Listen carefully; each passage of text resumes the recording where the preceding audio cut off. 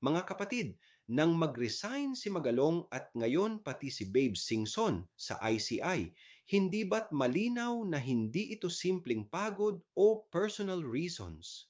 Kapag mismong taga-imbestiga ang unang umaatras, tanong ng bayan, ano bang nakita nila na hindi nila kayang pasanin?